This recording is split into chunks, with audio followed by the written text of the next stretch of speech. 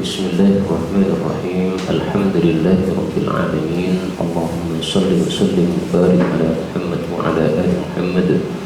Allahumma anfa'na bima 'allamtana wa 'allimna ma yanfa'una wa zidna ilma wa barik lana fi ilmina warzuqna al-ikhlasa fil qawli wal 'amali kamila wa 'ilman nafi'an la yunsa wa tawfiqan da'iman wa sihhatan wa yaqinan wa 'afiyah. Allahumma iftah lana kulla khair wa yassir lana kulla umur. Allahumma ansuril mujahidin warhamil mustad'afin wa dammir a'da'ad din wa tmis ala amwalihim. Amin ya rabbal alamin.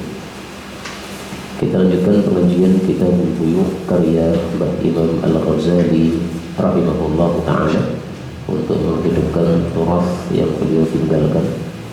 Dan kita sudah sampai pada bab yang ke-65, yaitu apa yang diwaspadai dari dunia. Hadis pertama sudah kita baca. Sekarang hadis yang kedua.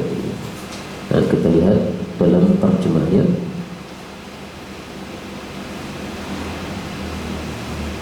Ini di dalam terjemah hadisnya nomor 181.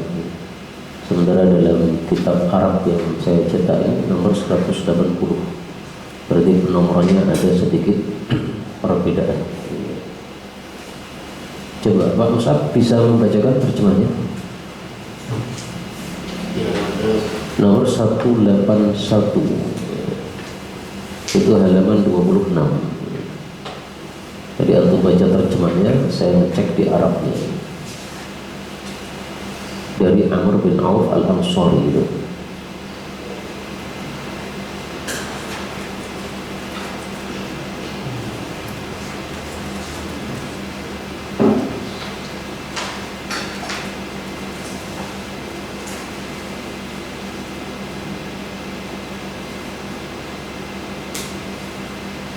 Udah ketemu? Di halaman 14. Ini sekaligus saya upload ya di Telegram Pusat Kaji Hadis supaya nanti yang membutuhkan juga bisa mengambilnya. Hadis 181. Hadisnya 181.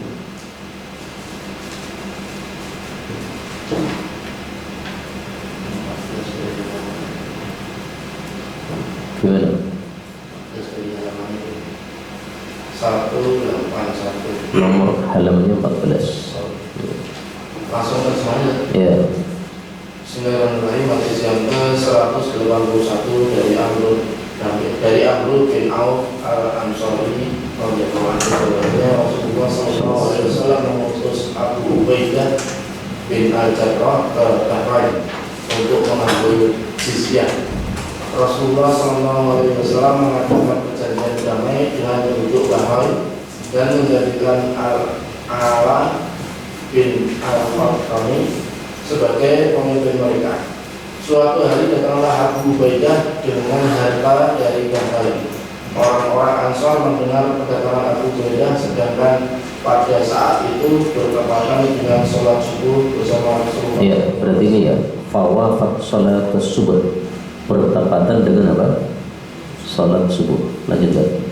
Ketika Rasulullah SAW telah sholat subuh bersama mereka, maka mereka segera menghadap kepada beliau. Rasulullah SAW tersenyum tatkala melihat mereka seraya bersabda, "Aku menyangka kalian sudah mendengar bahwa Abu Ubaidah datang dengan membawa sesuatu." Mereka menjawab, "Benar, wahai Rasulullah." Rasulullah SAW bersabda, "Bergembiralah kalian dan pikirkanlah sesuatu yang menggembirakan kalian."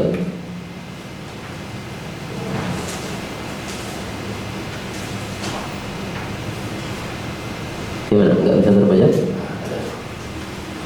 Demi Allah, bukanlah kefakiran yang aku khawatirkan atas kalian, akan tetapi aku khawatir terhadap kalian bahwa akan dibentangkan dunia untuk kalian sebagaimana telah dibentangkan untuk orang sebelum kalian.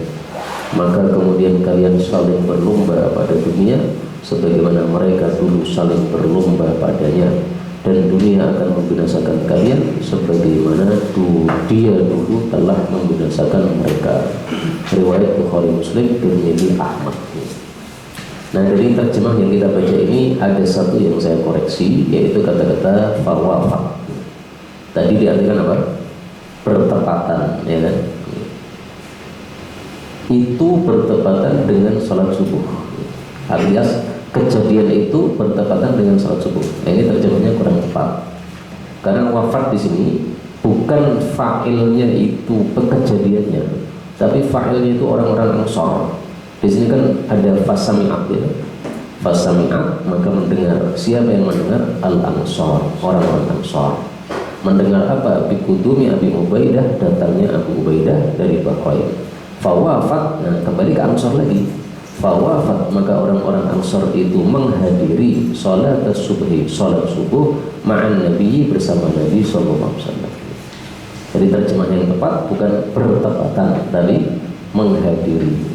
Adapun bertepatan itu bahasa Arabnya adalah wafaqat. Nah, ini mungkin penerjemahnya rancu, ya, antara dua kata ini, wafat dengan wafaqat. Wallahu a'lam bishawab. Jadi saya baru terbersih Pak kemarin. Kan sudah ada terjemah.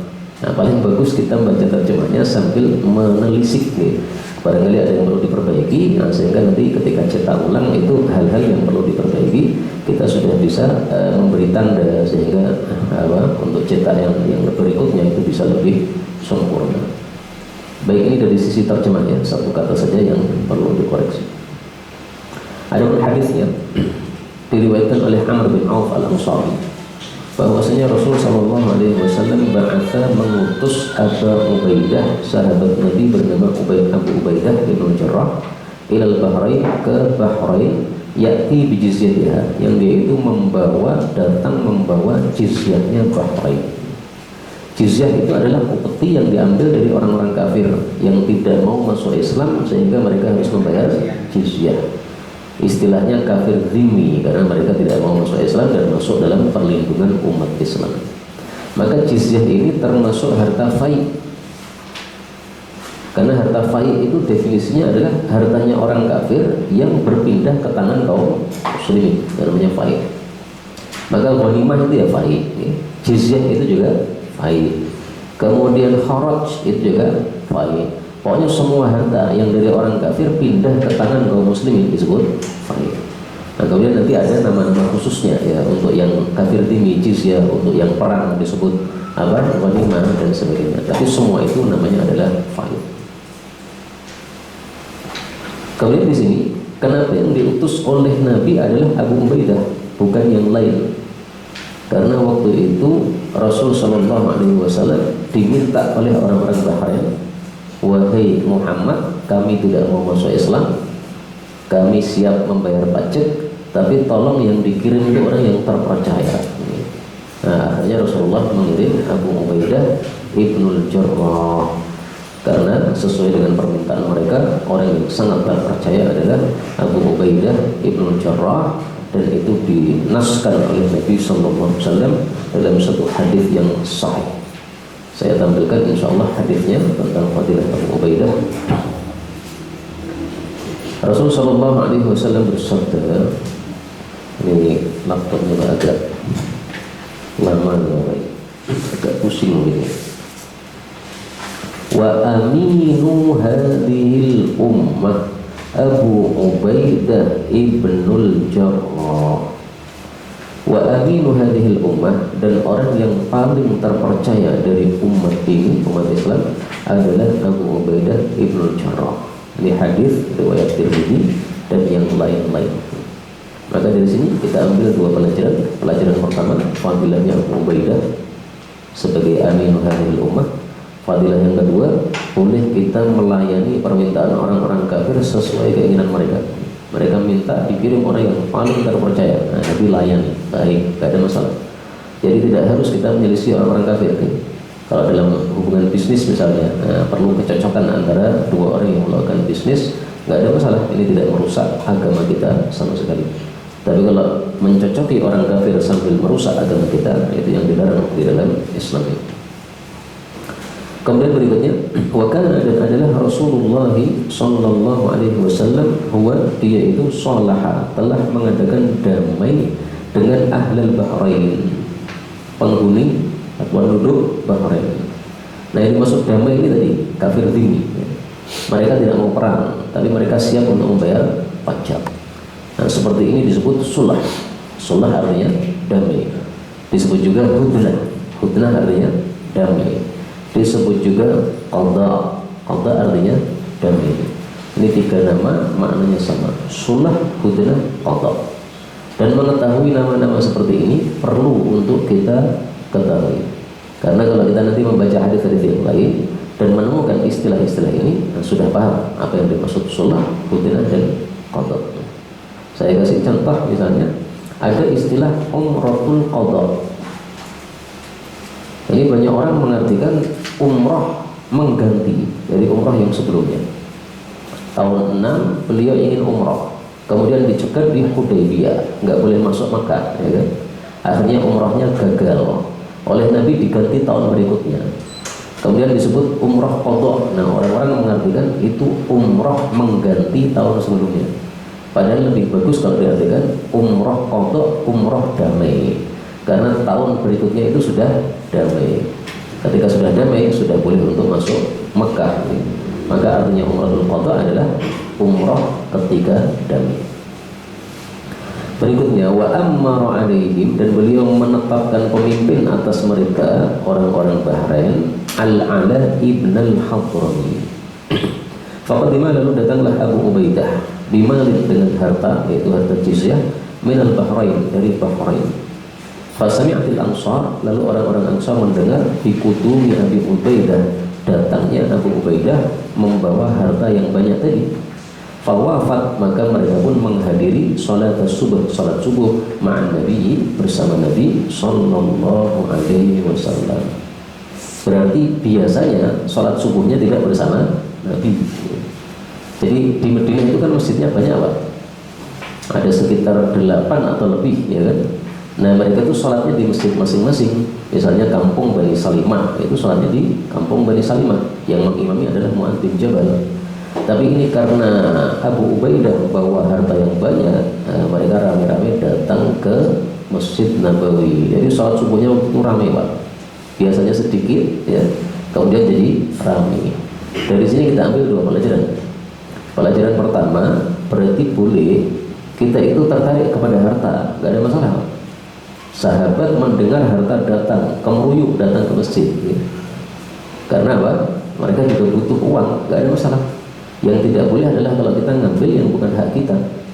Ini harta jizyah, ini nanti dibagi untuk kaum muslimin. Berarti masing-masing punya hak.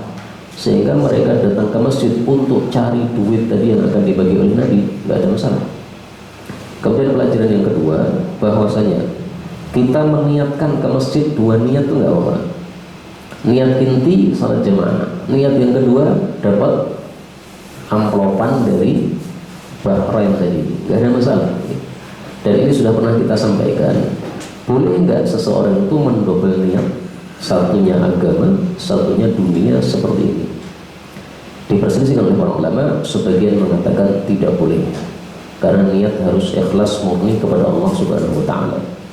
Dan kalau kita pilih pendapat ini, ya amal kita jadi sangat-sangat istimewa. Pendapat yang kedua, pendapatnya para muhaqqiqin, diperbolehkan double niat seperti ini. Yang penting asal niat asalnya itu karena Allah. Ini para sahabat pasti niat asalnya untuk salat subuh. Mereka sudah biasa salat subuh di masjid, tapi di masjid kampung masing-masing. Nah, ini pindah masjid karena ada suatu sebab. Berarti mereka mendouble niat, tidak ada masalah. Dan ini pendapat yang saya ikuti, dan inilah salah satu hadis yang menunjukkan bolehnya hal tersebut. Kadang-kadang kita kan niat-niat sepele ditambah nggak, Pak?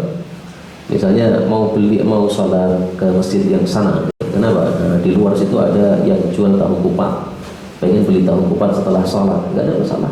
Itu nggak termasuk merusak amal kita kepada Allah Subhanahu wa Ta'ala. Berikutnya, falamma maka tatkala sholat, beliau sudah sholat bihim bersama mereka al-fajr, salat subuh, insorofa, beliau pun bubaran maksudnya meninggalkan tempat. Fata'arradu lahu, maka mereka itu menghadang kepada Nabi SAW, ya. Jadi mereka nyegat Nabi SAW. Ketika dicegat ini beliau tidak marah. Fatabassama, tersenyumlah Rasulullah sallallahu alaihi wasallam hina ra'ahum, ketika beliau melihat mereka. Ini kita dapatkan dua pelajaran, Pak. Pelajaran pertama, Rasulullah setelah subuh biasanya duduk di masjid sampai apa? Terbit matahari, sampai syuruk. Tapi di sini beliau tidak duduk di masjid, tapi pergi insorof. Setelah salat kemudian insorof. Nah, maka duduknya Nabi di masjid tidak selalu. Kadang-kadang beliau duduk di masjid pada subuh, kadang-kadang juga pergi sesuai dengan keperluan. Tapi tampaknya lebih sering beliau duduk di masjid daripada beliau pergi. Nah, di sini perginya kenapa? Nah, ini pelajaran yang kedua. Perginya Nabi SAW itu adalah karena kebiasaan beliau kalau datang harta jizyah itu hari itu dibagi habis, Pak. Jadi nggak disimpan-simpan. Maka ini mungkin yang ditiru oleh saudara-saudara kita di Masjid Jogja, apa itu? Jogokarian, ya. Jangan sampai uang ngendap di kas masjid. Ada uang langsung digunakan, nah, dengan diendapkan begitu. Nah, mungkin mereka mengambil salah satu pelajarannya dari hadis ini. Nah, ini kebiasaan Nabi SAW. Dan Nabi kalau bagi uang itu nggak main-main, nggak mikir sedikit banyak, nih. Langsung dicawokkan aja, dikasihkan, dikasihkan, nggak dihitung gitu. Salah satu dalilnya yang saya temukan dalam Syama'il Muhammadiyah, ya.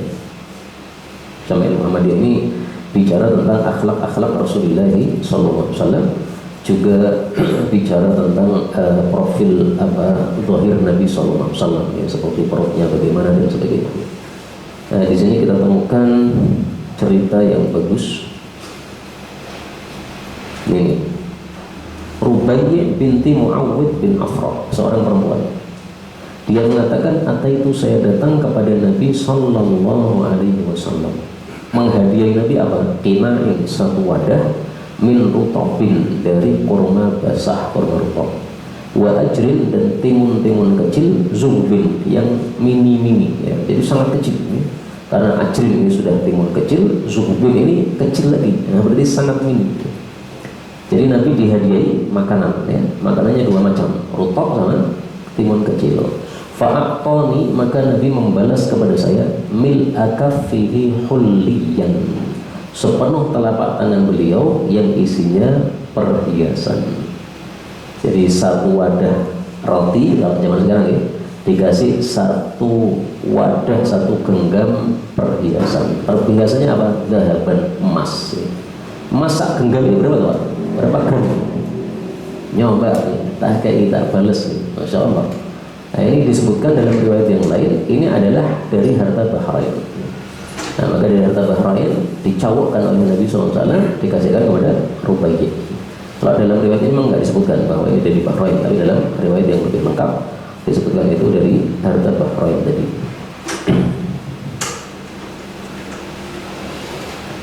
Kemudian pelajaran berikutnya, Rasulullah sangat paham terhadap kebutuhan manusia, sehingga ketika beliau melihat orang-orang datang rame-rame ke Masjid Nabawi mencegat beliau, maka beliau tersenyum waqala, dan mengatakan, adunnukum, saya kira kalian itu qassami'tum, kalian telah mendengar, anna Abu Ubaidah, bahwasanya Abu Ubaidah qad ja'a bi syai', sudah datang membawa sesuatu, yaitu harta.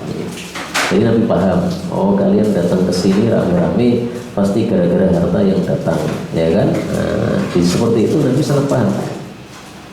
Dan salah satu contoh yang lain adalah ketika Ali bin Abi Thalib dikirim ke Yaman. Kemudian dia selesai tugas dari Yaman, kemudian ikut haji ke Mekah. Sampai di Mekah ketemu dengan Rasul SAW, maka Rasulullah mengatakan, wahai Ali, kamu hajinya niatnya haji apa? Apakah tamattu ataukah ihram, ifrad ataukah qiran? Kata Nabi, fa inna ma'ana ahlaka, karena bersama saya ada istri kamu, yaitu Fatimah, putri Nabi SAW. Jadi Nabi sangat paham, namanya suami istri sudah pisah lama, ya kan? Kalau ketemu pasti sudah rindu. Nah, maka Nabi tanya, kamu ini hajinya apa? Kalau haji mutamattu, maka selesai melakukan umrah, silakan kumpul sama istrimu. Istrimu sudah saya bawa. Jadi disiapkan seolah-olah oleh Nabi ini dari Madinah dibawa ke Mekah. Begitu Ali datang langsung diberitahu, ya, istrimu sudah ada. Ya. Nah, ini keperluan manusia seperti ini, ya, manusiawi seperti ini diperhatikan oleh baginda Rasulullah SAW. Kalau mereka mengatakan ajal, iya ya Rasulullah, memang karena harta itu. Kalau beliau mengatakan fa'abshiru, kalau begitu bergembiralah, artinya pasti akan saya kasih seperti yang kalian harapkan. Wa amilu, dan angan-angankanlah hukum sesuatu yang menyenangkan kepada kalian. Ya, orang pengen duit sak tumpuk, insya Allah saya kasih duit sak tumpuk. Dan ini menunjukkan dermawannya Rasulullah Sallallahu Alaihi Wasallam. Beliau setiap kali diharapkan kebaikan darinya, maka beliau selalu memberikan apa yang diharapkan oleh orang tersebut. Dan ini kita temukan hadisnya. Rasulullah SAW bersabda, man yurja.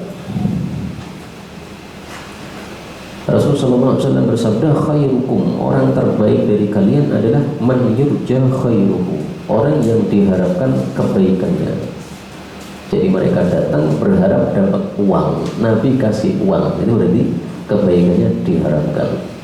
Wa yu'manu min syarrihi, dan dirasa aman dari keburukannya. Orang-orang aman, tidak mungkin mendapatkan keburukan. Wa syarrukum, sementara sebaliknya orang yang jelek di antara kalian adalah man la yurja khairuh, orang yang kebaikannya tidak diharapkan. Setiap kali orang minta pasti nggak dapat. Nah, akhirnya orang-orang sudah putus asa. Wong kaya mesti rangai. Nah, berarti apa? Ini tidak diharapkan kebaikannya. Wala yu'manu syarrah, dan tidak dirasa aman dari keburukannya. Orang-orang takut terhadap keburukannya. Ini hadis riwayat Tirmidzi sahih, dan ini diterapkan oleh baginda Rasulullah Sallallahu Alaihi Wasallam.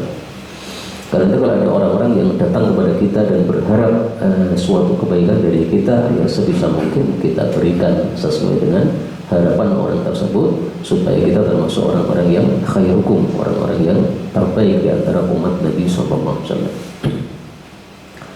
Berikutnya beliau mengatakan, fawallahi, maka demi Allah, lal faqra, bukanlah fakir, akhsha alaikum, yang saya khawatirkan terhadap kalian. Kenapa? Karena fakir itu banyak yang diuji lulus, lah. Sehingga kalian fakir saya nggak takut, ya. Karena insya Allah kalian lulus semuanya, diuji oleh Allah dengan fakir. Yang saya khawatirkan malah sebaliknya, walakin, tetapi, akhsha, ini salah tulis ya, maksudnya khawnya disukun. Akhsha, saya khawatir, alaikum, atas kalian, antuk sapa, untuk dihamparkan, alaikum, atas kalian, ad-dunya, dunia, kama sebagaimana busitat, sudah dihamparkan, ala, kepada man kana qablakum, orang-orang sebelum kalian, yaitu umat terdahulu.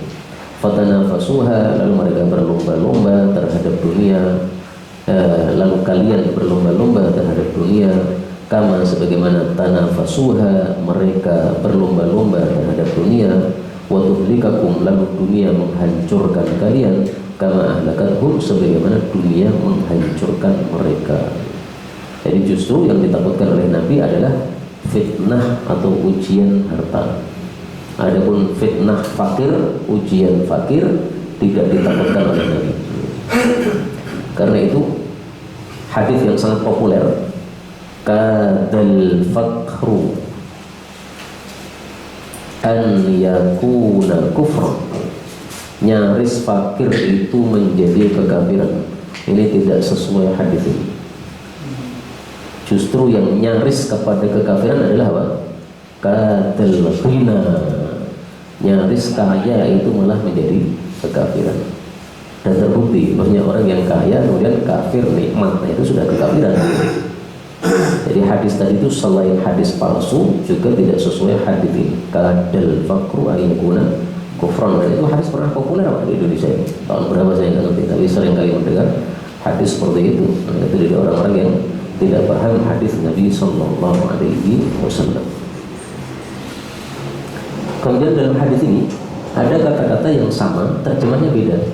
Tanafasu, ya kan? Di sini juga tanafasu. Tapi yang di sini artinya kalian berlomba-lomba. Sementara yang di sini artinya mereka berlomba-lomba.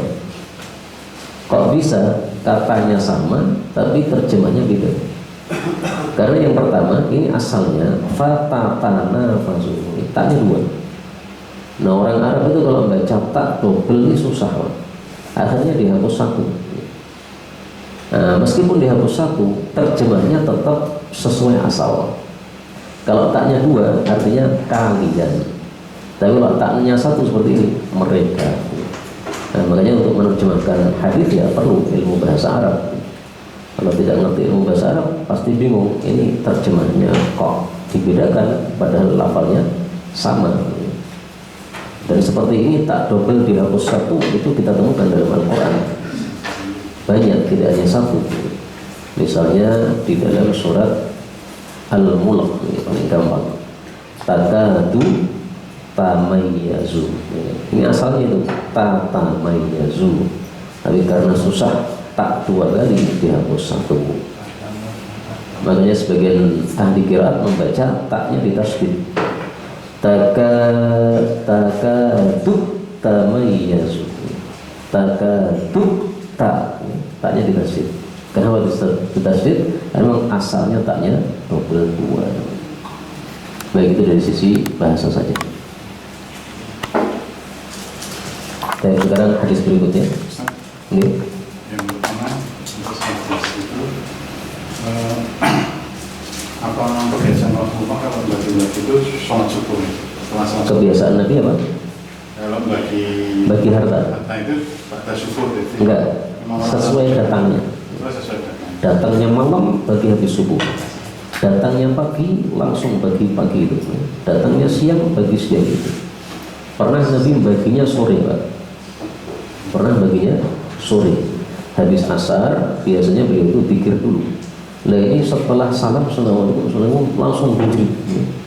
Para sahabat sampai kaget, ya Rasulullah, kok seperti orang tergesa-gesa. Beliau mengatakan, masih tersisa sedikit harta yang mestinya saya bagi, tapi belum sempat saya bagi. Nah, jadi sampai seperti itu Nabi SAW. Padahal sudah dibagi, masih tersisa sesuatu. Itu pun beliau segerakan. Makanya Nabi kalau dibandingkan dengan kita itu ya sangat-sangat jauh. Kita itu nyimpan harta, Nabi nggak pernah nyimpan harta. Gampangnya kalau dompetnya Nabi itu pasti kempes, dompet kita selalu ya isi. Kalau nggak isi susah. Semua sih itu manusia seperti kita beda jauh dengan Rasulullah sallallahu alaihi wasallam. Kedua, jadi kan boleh double niat, Double. sholat syukur dan ingin dapat harta itu. Yeah. Tapi kalau kita lihat cerita di bawahnya itu kan Nabi malah kemudian menanyakan tentang hal itu ya. Kamu datang kan karena mendengar Abu Ubaidah datang dengan dia kan hadis peringatan yang bawakan kalian memperingatkan bahwa yang dikhabarkan Rasulullah itu ketika datang harta. Artinya itu bukan berarti bahwa semacam ada limu teko nyanyi ini mergo gondol. Makanya saya khawatir kamu sopir ya tergelincir karena menjadi kafir karena harta.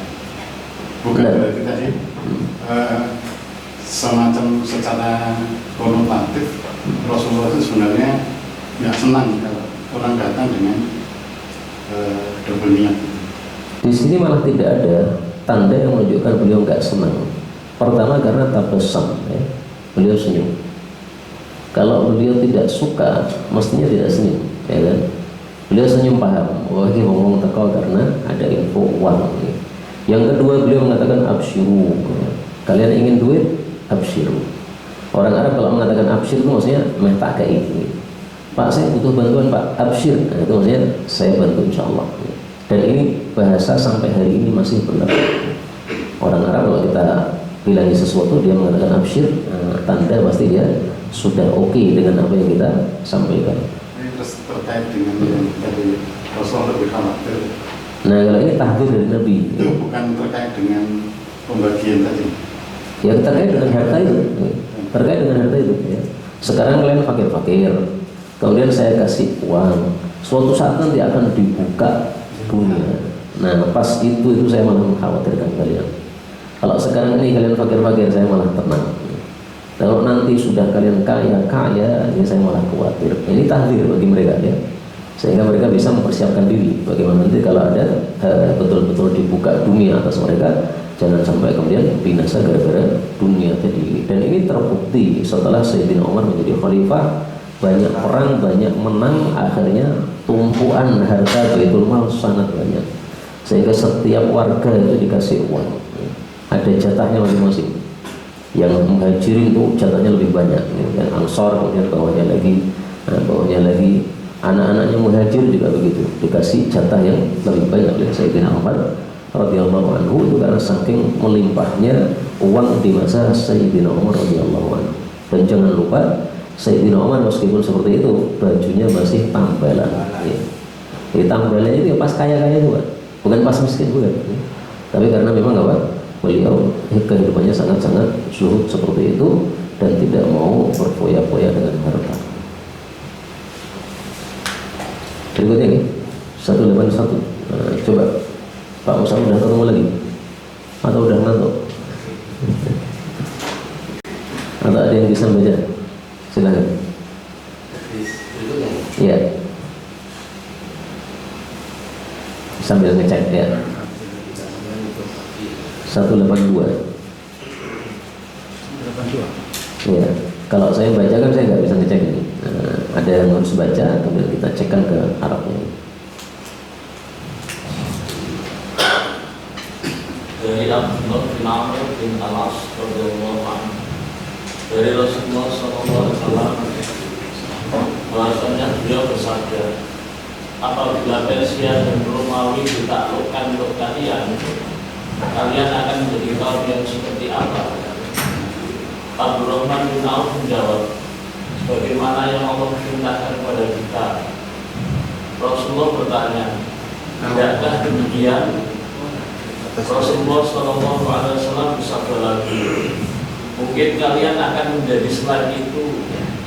Kalian akan saling berlomba, saling iri hati, saling membelakangi atau bermusuhan, dan kalian akan saling memarahi atau semisal dengan itu. Kemudian kalian berangkat kepada orang-orang miskin muhajirin, maka kalian menjadikan sebagian mereka atas budak sebagian yang lain. Masya Allah, ini terjemahnya banyak yang salah gitu.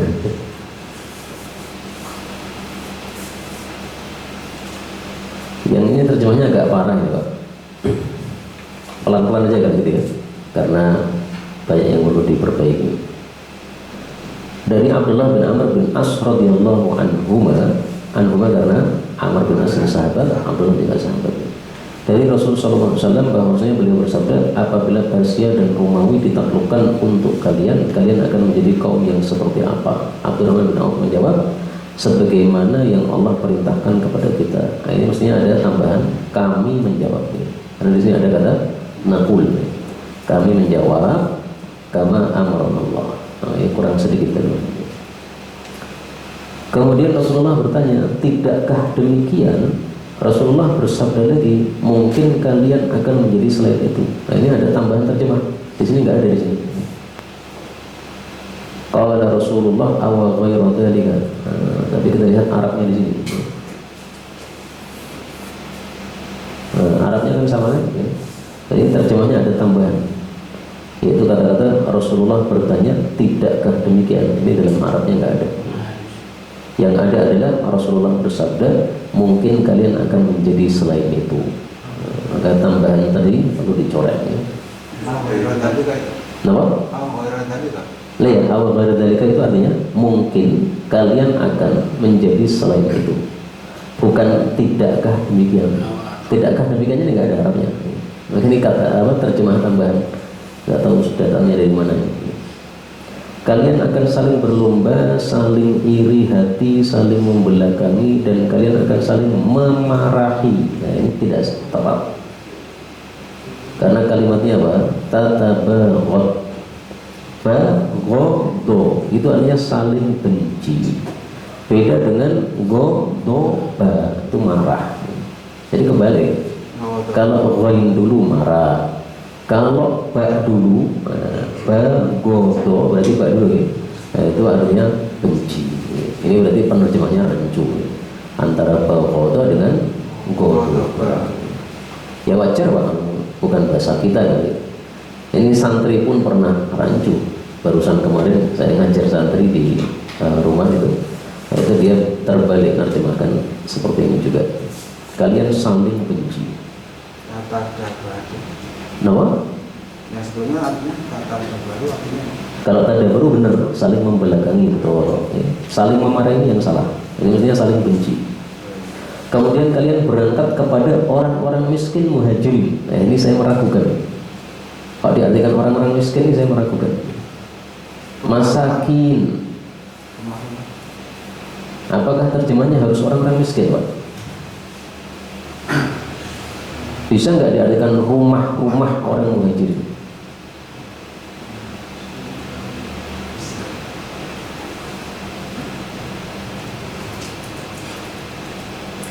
Kita cek dulu ya sekalian. Malah jadi pekerjaannya dua, ngecek cuma. Oh, kalau di sini tepat nih. Du'afa'hum, orang-orang lemah. Orang-orang lemah berarti orang-orang miskin. Ini benar, yang ini benar. Karena gini, miskin ini kan ada yaknya, jamaknya masakin. Tapi kalau maskan yaitu rumah, jamaknya masakin tanpa ya. Jadi terjemahnya sudah tepat, saya yang rancu. Fi masakinil muhajirin, kepada orang-orang miskin dari muhajirin, fataj'aluna ba'dahum, lalu kalian menjadikan sebagian mereka ala riqabi ba'din, di atas tengkuk sebagian yang lain. Maksudnya kalian menjadikan sebagian mereka sebagai pemimpin atas sebagian yang lain. Nah, jadi atas tengkuk itu maksudnya menjadi pemimpin. Nah, sementara terjemahnya tadi apa? Budak sebagian yang lain. Menjadikan sebagian mereka atas budak sebagian yang lain. Berbeda ya? Budak. Kalau budak itu memang bahasa Arabnya riqab. Tapi riqab tidak selalu artinya budak, gitu kan. Jadi kata-kata di atas tengkuk, nah, itu maknanya di sini adalah sebagaimana tafsirnya para syurah, taj'aluna ba'dahum umara 'ala ba'din. Kalian menjadikan sebagian mereka menjadi pemimpin atas sebagian yang lain. Yang lebih tepat untuk terjemah kata-kata ini, wallahu ta'ala a'lam bis-shawab. Maka berarti terjemah ini kalau mau kita cetak ulang ya perlu diperbaiki pada beberapa tempatnya. Baik, adapun hadisnya kita baca dari awal. Diriwayatkan oleh Abdullah bin Amr bin As radhiyallahu anhuma. Kita baca anhuma karena Abdullah sahabat Nabi, Amr juga sahabat Nabi. Tapi kalau As ini orang kafir. Dan As ini boleh dibaca Al-As, boleh dibaca Al-Asi. Sama-sama benar. Asalnya itu memang Al-Asi, orang yang maksiat. Tapi kemudian yaknya dihapus untuk memudahkan pengucapan menjadi Al-As. Dan ini sering kita temukan dalam Al-Quran, yaknya di akhir dihapus.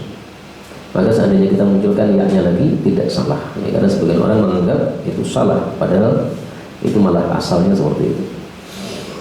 Dari Rasulullah SAW beliau bersabda, "Idza futihat," kalau sudah ditaklukkan yaitu oleh umat Islam, "alaikum," terhadap kalian, Faris wa Rum, orang Persia dan Romawi. Zaman dulu adalah orang-orang yang sangat berkuasa besar, Persia dan Romawi.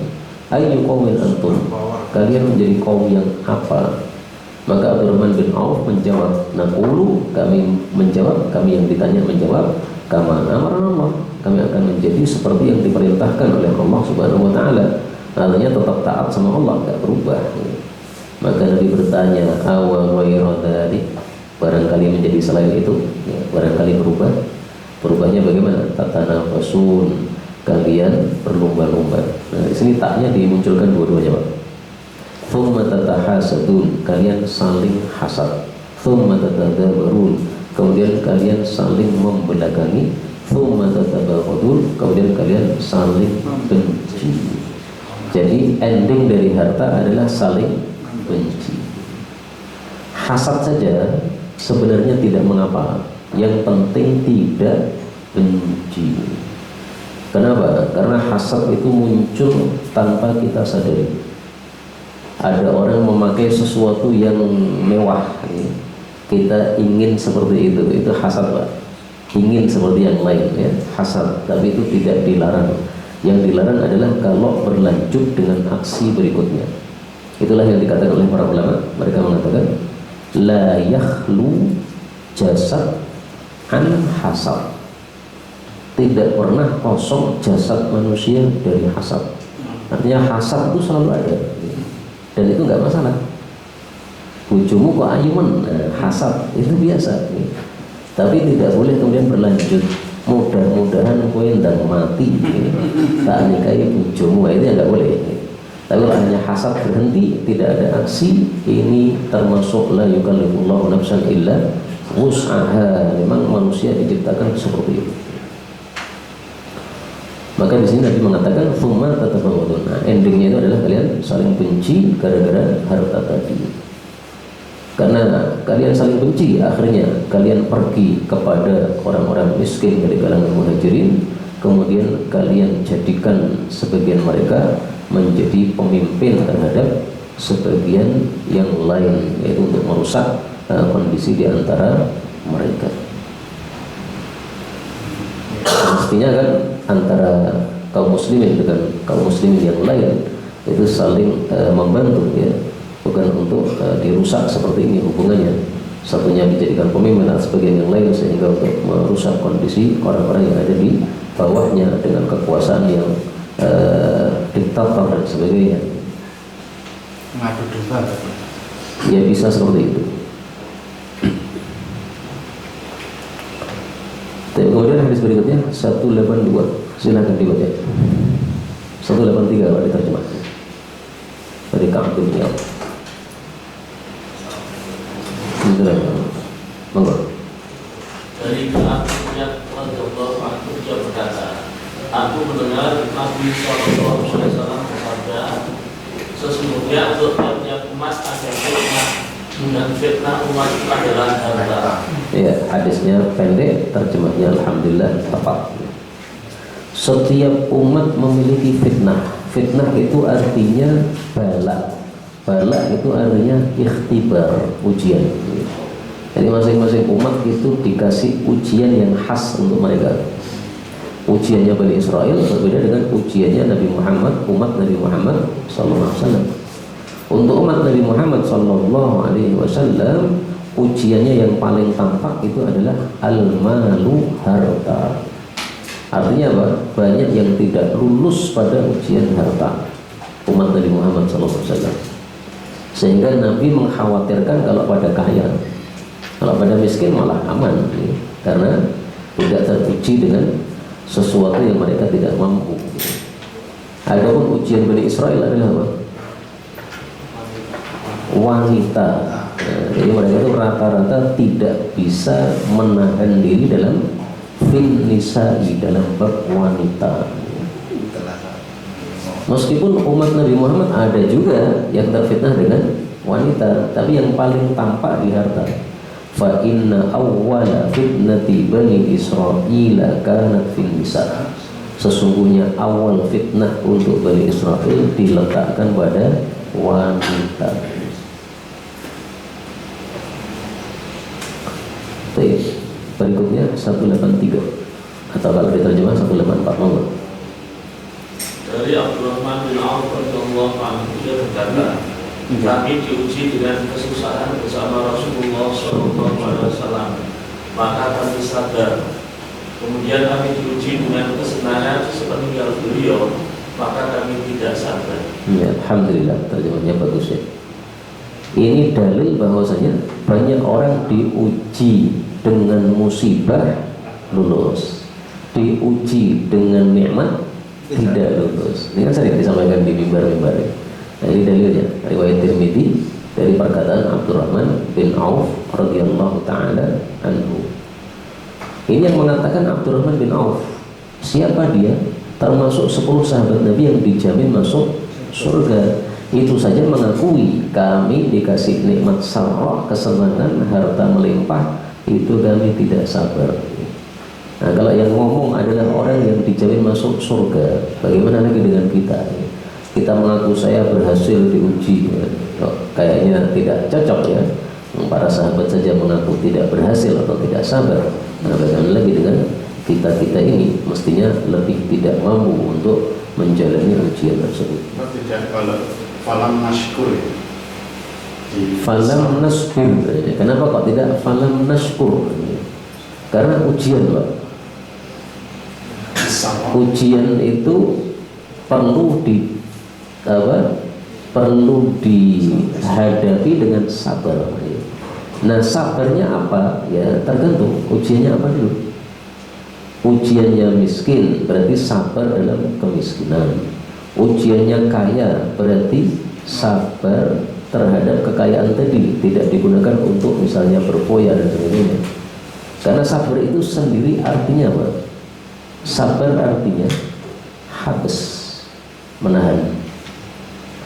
Maka orang yang dikasih ujian fakir, sabarnya misalnya tidak maling dan sebagainya, menerima. Orang yang dikasih ujian kaya, sabarnya misalnya mengeluarkan zakat, ya, kemudian berbagi kepada sesama dan sebagainya. Maka kata-kata sabar ini bisa dipakai untuk semua kondisi, karena maknanya tadi ya, menahan diri di dalam kebaikan yang sudah dibuatkan oleh Allah Subhanahu wa Ta'ala dalam kondisi tersebut. Nah, kondisinya orang yang ujiannya nikmat itu adalah bersyukur kepada Allah Subhanahu wa Ta'ala dan melakukan kewajiban-kewajiban tersebut. Asabatu dharra sabara asabatu syarra. Nah, syukurnya itu adalah berarti dia bisa sabar. Nah, ungkapan bisa berbeda tapi maknanya sama. Fakana khairan lahu. Itu hadis yang lain. Ajaban bi amril mu'min. Menakjubkan urusannya orang beriman. Ini maksudnya orang beriman yang sempurna imannya, kamilin iman. Sesungguhnya urusannya semuanya jadi kebaikan, dan itu tidak ada kecuali untuk mukmin. Kalau dia mendapati sarra, kesenangan, syukur. Kalau syukur berarti dia lulus ujian. Kemudian menjadi kebaikan untuk dia. Kalau dia tertimpa dharra, kemudaratan, dia sabar, maka menjadi kebaikan untuk dia. Ini hadis riwayat Muslim. Saya pernah dengar keterangan itu, beliau menukar bahwa itu pendapatnya Ibnu Qayyim al-Jauziyah. Iya. Puncak dari kesabaran itu adalah syukur. Puncak dari kesabaran adalah syukur. Berarti maksudnya adalah qanaah. Qanaah. Jadi qanaah itu kalau sabar itu mungkin masih berundel, masih ada ketokso begitu, tapi kalau qanaah itu dia sudah menerima dan bersyukur atas mungkin musibah yang dia terima. Dan puncak dari syukur itu adalah sabar. Maksudnya sabar itu adalah syukur. Jadi kesyukuran dia itu ketika kemudian dia bisa berlaku zuhud tidak sabar. Jadi kalau jadi ingat tadi kalau tadi nasbir itu mungkin bisa di lolos ujiannya ketika bisa nasbir. Kan tadi yang Abdurrahman ketika di uji dengan sarraf tadi kan tidak bisa sabar itu, dan mungkin sampai pada zuhud. Itu perkataan siapa? Kalau Ibnu Qayyim al-Jauziyah, kalau saya mendengar Ibnu Qayyim. Ibnu Qayyim kitabnya ada di sini, Pak. Ini kutub Ibnu Qayyim. Beliau punya kitab yang banyak. Nah, tadi pembicaraannya tentang apa? Qanaah. Kita cari aja ya, lafalnya yang pas apa gitu supaya enak. Beliau punya kitab karyanya, salah satunya ini. Qala Abu Sulaiman Ad-Darani. Berkata Abu Sulaiman Ad-Darani, ini ulama sufi, Pak. Jadi memang Ibnu Qayyim ini terkenal termasuk dari para ulama sufi. Kitab-kitabnya bernuansa sufi, tapi sufi yang bagus, bukan yang bid'ah. Di Dia mengatakan al-wara' awwalu zuhdi. Wara' itu adalah awalnya zuhud. Kama annal qana'ah awwalur ridha. Sebagaimana qana'ah itu adalah awalnya ridha. Kurang pas nih dengan yang panjenengan sampaikan. Coba yang tadi apa tadi lafalnya? Sabar sama syukur. Ya, bisa jadi kita temukan yang lafalnya yang pas. Karena kalau terjemah kadang-kadang apa? Tidak sesuai lafal Arabnya.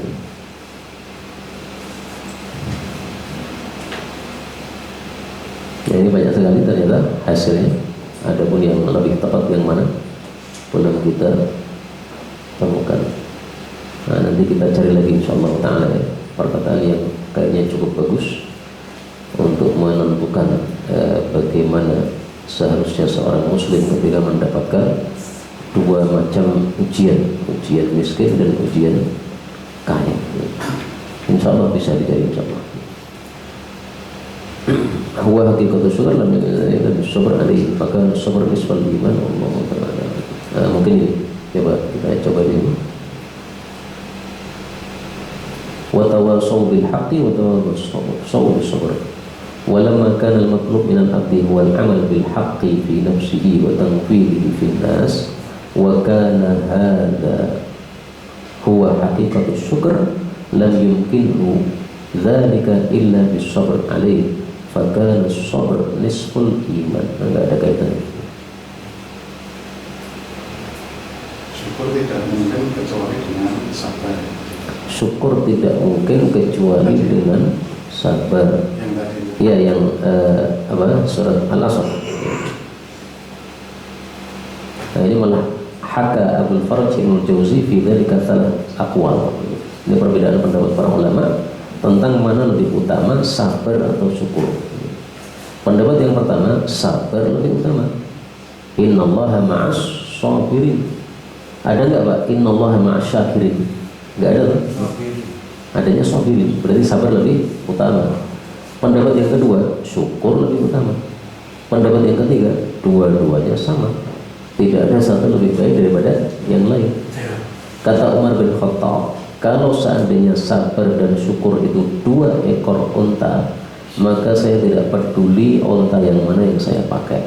Mau sabar, mau syukur, dua-duanya bagus. Jadi perkataan yang mungkin lebih cocok dengan yang kita bahas tadi. Kalau ada hamba menuju surga dengan sayapnya kanan syukur, kiri sabar, ada nggak? Seorang hamba terbang dengan dua sayap, sabar dan syukur untuk masuk surga. Itu kalimat yang bagus. Itu sesuai dengan tadi hadis Nabi tadi. Ya. Hadis Nabi mengatakan kalau dia ditimpa sarra syukur, kalau dia ditimpa dharra sabar. Dan hidup kan selalu salah satu dari duanya Pak. Kalau nggak senang ya senang. Nah, pas senang sabar, pas senang syukur. Dan ini dua sifat oleh Allah digabungkan di dalam banyak ayat. Sabarin syakur diulang sampai 4 kali Pak. La ayatil likulli sabarin syakur. Selalu sabar ketika musibah, selalu syukur ketika nikmat. Surat Ibrahim, surat Luqman, surat Saba, surat Syura 4 kali dalam Quran. Jadi seolah-olah ini dua sifat yang nggak boleh dipisahkan nih. Karena kondisi kita memang berubah-ubah. Kondisi nikmat, kondisi musibah ya, ada kalanya sabar, ada kalanya syukur. Maka seperti dua ekor unta tadi. Nah, penjelasan pilih jadi sobirin atau syakirin. Kalau pilih sobirin berarti pilih miskin. Kalau pilih syakirin berarti pilih kaya. Kalau dua-duanya beripun itu. Sobirin belum tentu tidak kaya. Sobirin belum tentu tidak kaya. Kok bisa? Tadi kan kalau dia menerima dia sabar, itu sabaran enggak, dalam bab ini adalah ketika dapat musibah sabar. Nah, musibahnya harta ya miskin. Baik, kita lanjut lagi. Satu lagi 184 berarti kalau diterjemahnya 185 mau.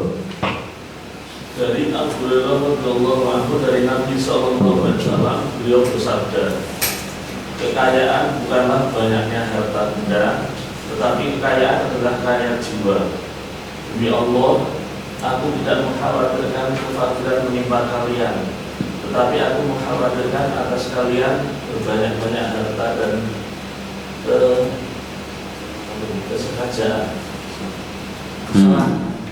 Jadi terjemahnya ini lebih panjang. Terjemahannya ini tidak sama dengan Arab yang saya tulis. Arab yang saya tulis ini ringkas sekali, Pak. Ini kurang nih ya. Mestinya ditambah ini loh. Laisal ghina an kathratil arab walakin al-ghina ghina nafsi. Ini walakinnya 2 kali double disalahin. Mestinya 1 kali. Kemudian baru wallahi ma akhsha alaikumul faqra. Nah, maka di sini ada kata-kata yang kurang di sini, mestinya ditambahkan. Gitu. Walakin akhsha alaikumut takatsur. Gitu. Walakin akhsha alaikumul amal. Nah, di sini berarti ada sedikit perbedaan lafalnya. Di lafal yang saya tulis ini, wa ma akhsha alaikumul khata. Nah, ini kalimat tidak ada dalam bukunya yang ini, ya, yang ada terjemahnya ini. Dan ini tampaknya ada sedikit kekurangan, ya.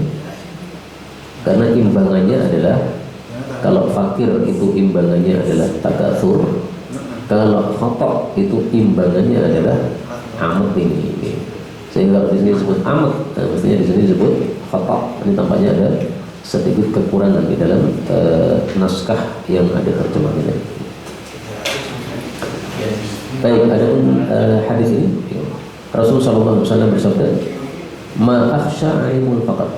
Saya tidak khawatirkan terhadap kalian fakir. Kenapa? Banyak yang lulus. Walakin akhsha alaikum takatsur. Tapi saya khawatirkan terhadap kalian takatsur, saling berbangga-bangga memperbanyak harta karena banyak yang tidak lulus. Wa ma akhsha alaikumul khata. Saya tidak khawatirkan terhadap kalian kesalahan yang tidak disengaja. Walakin akhsha alaikumul amal. Tapi saya khawatirkan terhadap kalian kesalahan yang disengaja. Kenapa? Karena yang khata ini dimaafkan oleh Allah Subhanahu wa Ta'ala. Sehingga meskipun terulang berkali-kali, ini masih tidak masalah karena semuanya dimaafkan oleh Allah Subhanahu wa Ta'ala. Sebagaimana sabda Nabi sallallahu alaihi wasallam, innallaha tajawaza li an ummati al-khata'a wan nisyana wa mastukrihu alaihi. Sesungguhnya Allah itu memaafkan umatku 3 hal: salah tanpa sengaja, lupa, dan dipaksa. Amat itu artinya apa? Amat itu salah yang disengaja. Artinya terjemahnya apa? Kesengajaan, salah yang disengaja. Al-insanu mahallul khata'i wan nisyani. Ini bukan hadis, tapi ini perkataan para ulama. Manusia tempat salah dan lupa, dan ini betul sesuai dengan kenyataan.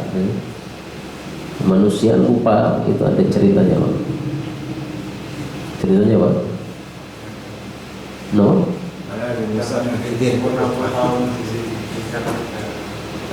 Nabi Adam lupa ngasih usianya kepada Nabi Daud.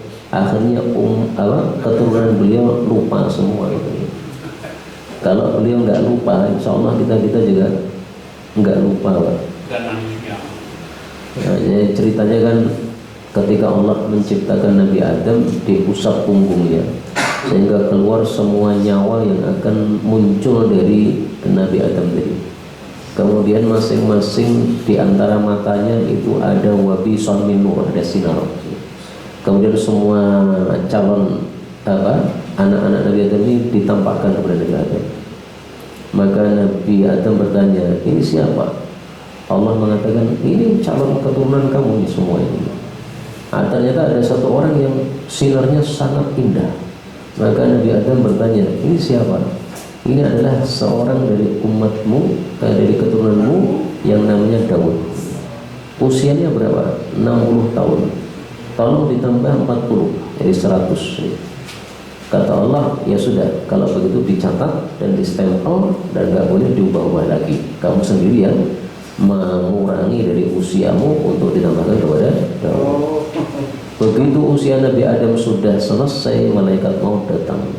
Dulu malaikat maut itu ada bentuknya Pak, dalam bentuk manusia gitu ya, pokoknya ada bentuknya. Nah ketika datang malaikat maut mau mencabut, maka Nabi Adam mengatakan, loh masih tersisa 40 kok sudah datang di mana?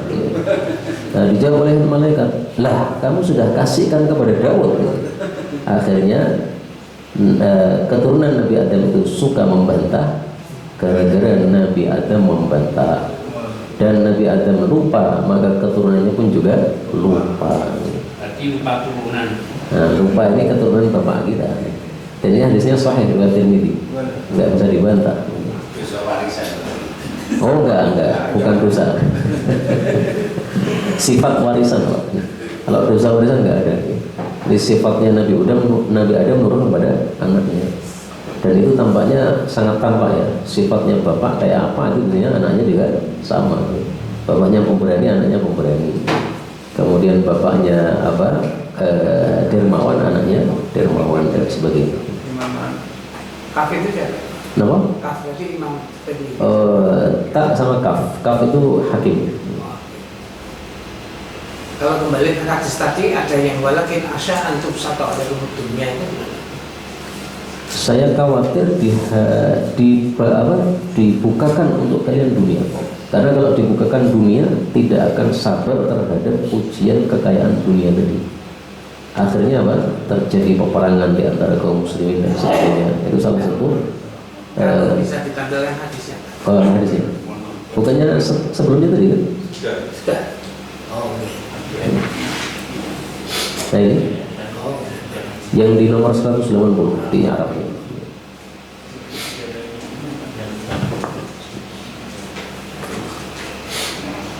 Mohon maaf Pak, yang tadi kami telah yang hati 80 di sini tuh, yang Nabi mengutus Abu Dhar bicara itu keterangan terjelas. Nabi mengutus Abu Dhar bicara itu Abu Ubaidah ya. ke Bahrain itu. Yang keterangannya gimana? Ya. Jadi Abu Ubaidah diutus untuk menarik pajak dari Bahrain. Bahrain ini ya, Bahrain saat ini ya. Bahrain yang saat itu sekarang namanya masih Bahrain. Tapi dulu kafir, sekarang muslim. Nah dulu karena mereka tidak mau masuk Islam, oleh Nabi kemudian diadakan perdamaian. Nah damai itu mereka harus membayar jizyah. Yang narik jizyah itu mereka minta orang yang terpercaya. Nah oleh Nabi dikirim, baik saya kirimi orang yang paling terpercaya, dikirim Abu Ubaidah. Dan ketika Nabi ingin mengirim, ini banyak sahabat yang nongolkan dia supaya Nabi itu mengirim dia. Termasuk Sayyidina Umar, dia tinggikan badannya gini. Barangkali Rasulullah melihat saya, kemudian saya dikirim. Tapi ternyata beliau mengatakan, mana Abu Ubaidah. Jadi banyak sahabat yang nongol. Dan Sayyidina Umar mengatakan, dulu setiap ada kepemimpinan itu saya nggak pernah tertarik. Baru saat itu saya tertarik untuk menjadi pemimpin gara-gara ada kata-kata dari Nabi, orang yang sangat terpercaya. Dia berharap dia termasuk orang yang paling terpercaya. Tapi ternyata kalah dengan Abu Ubaidah bin Jarrah. Makanya Aisyah ketika ditanya, "Hei Aisyah, seandainya Rasulullah wafat, kemudian dia ingin mengangkat seorang khalifah, itu seandainya beliau mengangkat khalifah itu siapa?" Dijawab Abu Ubaidah. Jadi pilihan Aisyah ini tepat sesuai dengan sikap Nabi terhadap Abu Ubaidah bin Jarrah, dan seorang pemimpin itu memang yang paling cocok, orang yang paling amanah, al-amin, orang yang paling amanah. Ustaz, biar saya mantap pribadi. Betul. Ujian miskin dan ujian kaya, mana yang lebih berat? Lebih berat miskin apa kaya Pak?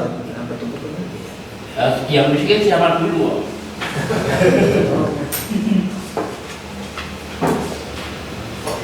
Enggak, saya kira kita semua kan pernah mengalami kondisi kurang, kemudian sekarang kondisi nyaman gitu. Nah, kira-kira itu lebih mudah mana? Ya, kondisi miskin dulu atau kondisi ketika nyaman sekarang? Dengan adanya nafsu sama sulitnya tanpa ilmu, tanpa agama. Ngerti gini. Tapi kalau ada duit, itu lebih mudah maksiat loh Pak. Ada duit bisa beli kota gitu.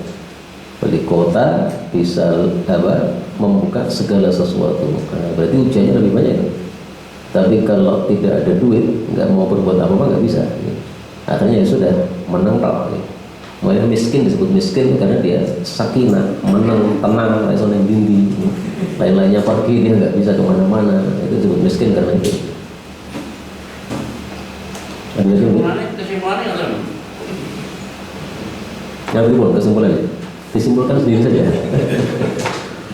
Hanya tentang jizyah kita kan. Apa antum a'lamu bi umuri dunyakum? Masalah dunia itu. Saya tentang jizyah itu apakah itu harus sesuai perjanjian atau itu memang sudah ditaklukkan? Jizyah itu ditarik sesuai dengan ijtihad khalifah. Jadi besarannya berapa oleh syariat nggak ditentukan. Beda dengan zakat ya. Kalau zakat sudah ditentukan, yaitu dari harta yang kita miliki 1/40-nya. Kalau tanaman 1/10-nya, itu sudah ada ketetapannya. Tapi kalau untuk jizyah nggak ada. Ini saya tampilkan dalil. Meskipun di sini menentukan nilai, tapi para ulama mengatakan ini bukan penentuan, tapi ini contoh saja. Mu'adz bin Jabal dikirim ke Yaman, kemudian disuruh untuk mengambil min kulli halim, dari setiap orang yang sudah dewasa yang tidak mau masuk Islam, dinaron, diambil 1 dinar. Nah 1 dinar ini oleh para ulama tidak dijadikan sebagai ketentuan. Buktinya apa? Buktinya ketika Sayyidina Umar menjadi khalifah, itu yang Yaman ditarik 1 dinar, yang Syam ditarik 2 dinar. Kenapa? Yaman ini rata-rata orang miskin, para petani, sementara Syam ini rata-rata pedagang, orang-orang kaya. Nah, sehingga oleh Sayyidina Umar yang kaya ditarik lebih banyak. Berarti dinaron ini bukan satu kepastian dari Nabi SAW. Makanya muncul ijtihad tadi ya. Dan ketika Umar ijtihad semua sahabat tidak protes, itu berarti sudah ijma, ketetapannya, konsensus para ulama kita, sehingga bisa dijadikan sebagai dalil. Per tahun ya? Setiap tahun. Dan itu hanya laki-laki dewasa, karena halim ini laki-laki dewasa. Berarti perempuan tidak ditarik jizyah, anak-anak tidak ditarik jizyah. Hanya laki-laki saja yang sudah dewasa. Per orang, bukan per keluarga. Bukan per kepala negara itu. Bukan per keluarga. Ya. Seandainya di keluarga itu ada 5 orang, semuanya laki-laki dewasa, ya 1 juta, 1 dinar, 1 dinar. Ya. Setiap orang yang tidak menerima Islam kena jizyah. Ya, jadi kan suruh milih kan, mau masuk Islam, alhamdulillah jadi saudara kami. Tidak mau masuk Islam silahkan, tapi bayar jizyah. Enggak mau juga, mari perang. Nah, perang terakhir. Nah, kalau dia mau yang pertama, alhamdulillah, malah nggak perlu bayar apa-apa dan malah jadi bersaudara. Jizyah dengan zakat itu sama? Jizyah dengan zakat besar mana? Kalau jizyah ini tadi diambil 1 dinar kan? Di masa Nabi ya, 1 dinar. Kekayaan. Tidak melihat kekayaannya berapa. Sementara zakat itu pengeluarannya sesuai dengan harta yang dimiliki. Nah berarti jizyah itu bisa lebih besar, bisa lebih kecil ya, sesuai dengan apa yang dikeluarkan dari kekayaan yang dimiliki. Jadi sifatnya kalau jizyah itu baku disamakan, nggak dibedakan antara satu orang dengan yang lainnya. Maksudnya kalau sudah ditetapkan itu ditetapkan sama rata. Kalau zakat tidak ada ya, sesuai dengan harta yang dimiliki. Kalau satu lagi Ustaz, hadis yang kaitannya dengan jizyah ditarik oleh Umar di negeri Syam apa di Tabuk atau yang kemudian Umar melepaskan daerah itu penduduk mau mengembalikan tapi mau dikembalikan oleh Umar tapi tidak mau, sudah dipakai Khalifah Umar ini ada mau dikembalikan kepada Sayyidina Umar. Iya. Apa yang dikembalikan? Jizyah sudah dibayar di depan, bayar di depan, kemudian Umar melepaskan daerah itu dari gubernurnya dan sudah kamu ngurusi sendiri. Sebenarnya kan lebih senang daripada di bawah kerajaan Romawi. Kemudian oleh Khalifah Umar dikembalikan karena tidak bisa menjaga mereka. Ya, karena sudah dibayar. Ya, kalau riwayat-riwayat seperti itu saya tidak begitu banyak membaca Pak. Itu kan masuknya bab sejarah ya. Dari sejarah saya terus terang banyak tidak membaca. Dan seandainya itu ada, belum tentu sanadnya sahih. sampai ada muncul buku Masya'a wa lam yasih, riwayat-riwayat dalam sejarah yang populer tapi tidak sahih.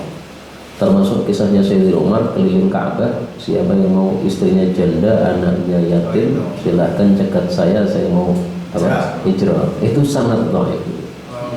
Termasuk juga Nabi menikahi Khadijah usia 40, itu dhaif juga sanadnya. Jadi banyak yang dhaif sebenarnya. Termasuk laba-laba juga itu. Laba-laba dhaif, ya, banyak yang dhaif. Makanya sampai muncul istilah dari Imam Ahmad, akdzabun nas, orang yang paling bohong dua, ahli sejarah sama ahli tafsir. Maksudnya paling bohong itu sanadnya dhaif gitu. Sanadnya dhaif atau tanpa sanad. Maka kalau sejarah, mohon maaf, saya terus terang nggak banyak tahu, dan kadang-kadang begitu itulah orang tertariknya karena populer bagus tapi ternyata dhaif ya. Tapi untuk diambil pelajaran nggak apa-apa. Bagusnya sangat bagus. Kalau buku sejarah yang berdasarkan hadis, Gimana?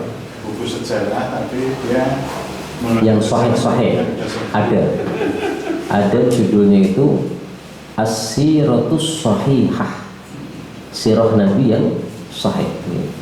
Tapi dikritik oleh sebagian ulama, sirah kok kudu sahih, ya sithik. Ada lagi yang menjawab, loh ini bukan masalah itu, kita ingin memilah mana yang sahih, mana yang tidak, supaya kita kalau untuk yang sahih itu yakin gitu loh. Jadi bukan membuang yang dhaif, bukan ya. Tapi supaya kita yakin ini yang sahih. Adapun yang dhaif itu diceritakan nggak ada masalah. Yang penting bukan untuk hukum, untuk pelajaran nggak apa-apa. Nih, Allah ma'alam bishawab. Kalau syarah Syama'il Imam Tirmidzi itu yang dijadikan rujukan Ustaz Al-Hidayat itu juga banyak. Syarah Syama'il yang dijadikan rujukan Ustaz Al-Hidayat. Ustaz Al-Hidayat. Oleh Imam Tirmidzi yang ditulis Imam Tirmidzi. Kenapa? Itu hadisnya ada 400-an lima. 400 itu Syama'il ya. Ya itu banyak yang sahih. Ada sahihnya, ada dhaifnya. Kalau hadisnya panjang-panjang, detail dari kepala Nabi sampai kaki Nabi, itu dhaif. Perut Nabi datar dengan dadanya dan seterusnya, diurutkan ya, dari kepala sampai kaki Nabi, rinci. Hadisnya panjang mungkin 2 halaman, itu dhaif itu. Kenapa? Rahimul Maktum itu tidak berkaitan dengan hadis ya, jadi pokoknya berkaitan dengan sirah, sehingga yang masih campuran. Tapi lebih mending karena penulisnya pun juga banyak tahu hadis. Syekh Mubarakfuri itu menulis kitab hadis secara Bulughul Maram ada ya. Sehingga masalah sahih dhaif paham ya. Sehingga yang palsu-palsu pastinya sudah disingkirkan oleh beliau dari sirahnya tadi. Tapi kitab itu tidak ditulis dengan syarat semuanya sahih, enggak. Kalau yang mau sahih yang tadi yang saya sebutkan ya, As-Siratus Sahihah, itu memang dikhususkan yang sahih saja. Jaga ilaliko. Nggih, subhanallah wa bihamdihi.